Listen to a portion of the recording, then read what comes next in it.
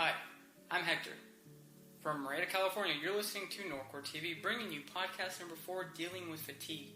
So today we're going to be talking about the different types of fatigue we experience every single day, their effects, and different ways of how we could go ahead and cope with those different types of fatigue. So without further ado, we're going to go ahead and talk about the types of fatigue. There are 3 different types of fatigue we experience every single day. Of course, the most apparent one that some of you might have guessed already is that physical fatigue.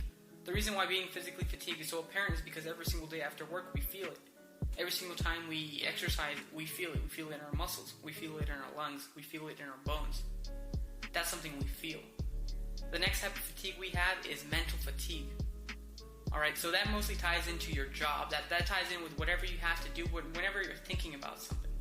Whether it be at home, whether it be in the workspace. That's mental fatigue. Normally, mental fatigue generates stress. It creates a lot of mental stress, which gets in the way of a lot of things.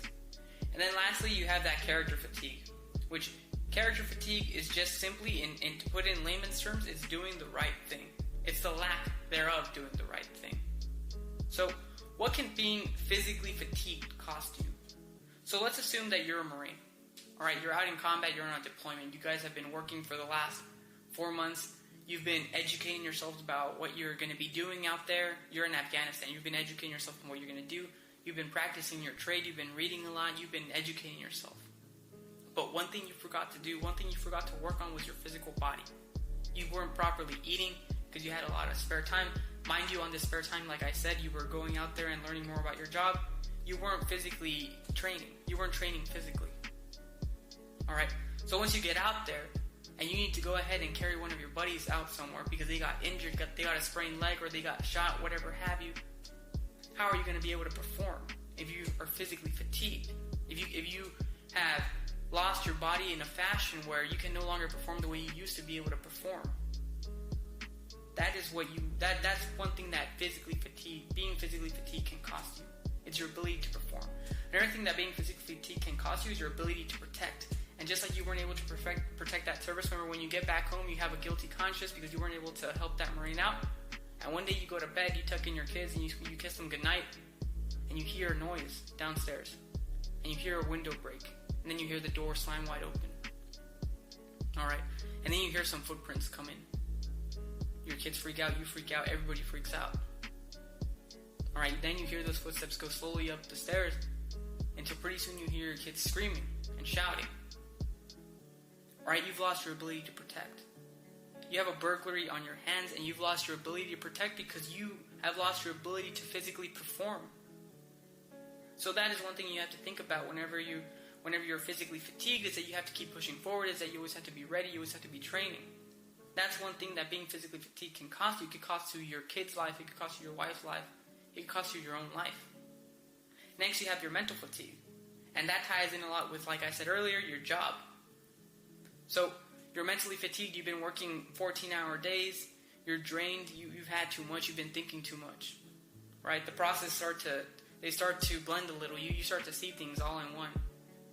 Now, let's say that you're the maintenance manager, and it's your job to go ahead and order those parts for that piece of equipment that's been down for 2 months. You're trying to get that piece of equipment repaired. You're trying to get that M16 repaired. You're trying to get that rifle repaired. So it's your job to order some parts because we need to bring that rifle back in operation. But instead of ordering 1 barrel, you go ahead and order 111 barrels. Right? You're physically fatigued. You don't know what you're doing. You start making dumb mistakes like in that fashion. So that is one thing that being mentally fatigued can cause. It can cost you your job. You start underperforming in your job.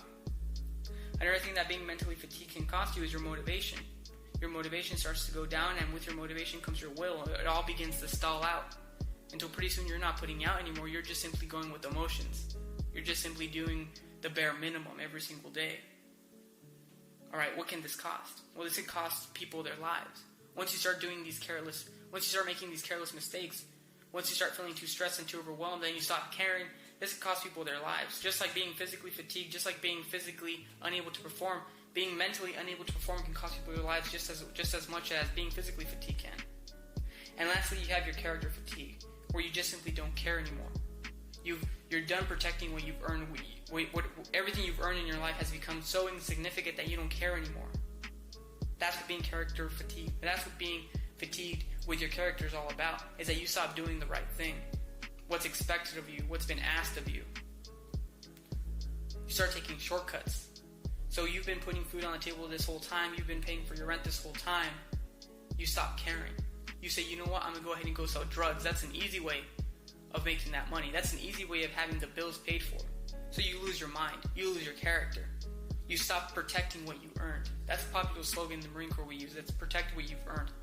Basically, we use that slogan to encourage Marines to prevent them from doing the wrong thing. Is to first reflect and think back at everything they've earned, be it boot camp, be it getting any belt in the martial arts program, ranking up, whatever have you. We encourage Marines to protect what they've earned because they might risk everything through a small character flaw that they have.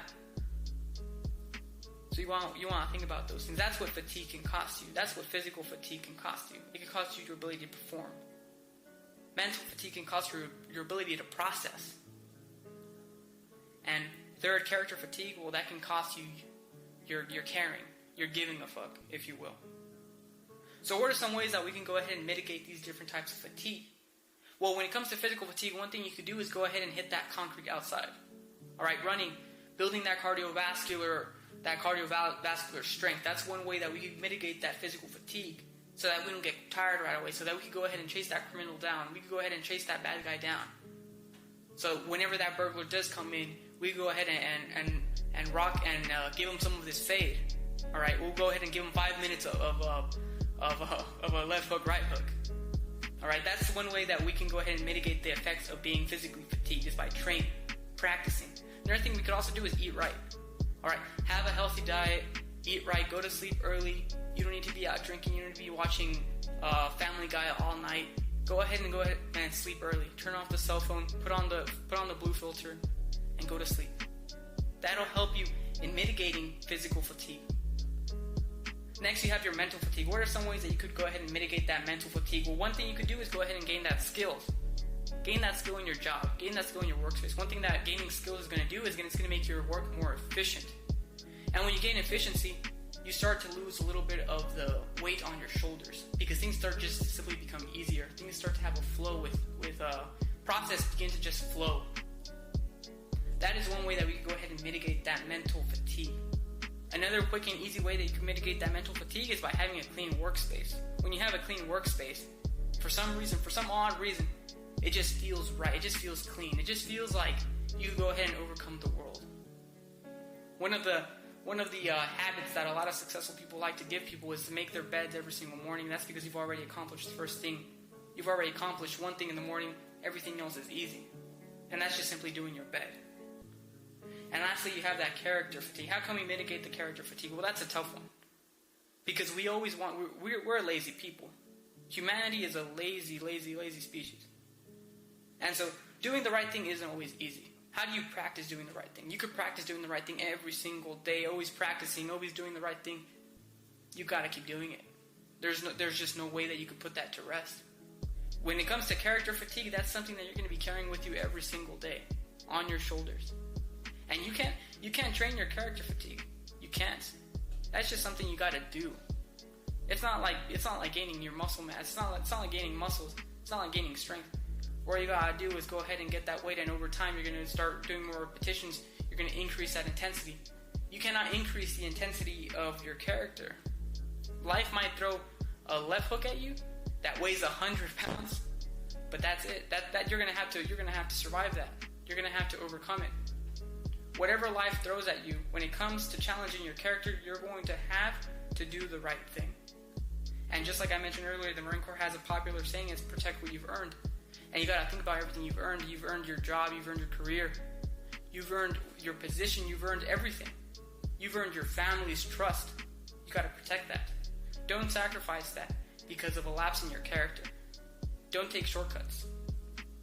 And so just like that, ladies and gentlemen, that is ways on how we mitigate the effects of fatigue. That concludes podcast number 4, dealing with fatigue.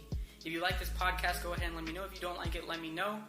If you have any thoughts on what we can go ahead and keep doing with this podcast, please feel free to share. I'm all about constructive criticism. I'm all about ideas. So that concludes this podcast. Thank you so much for listening. Take care.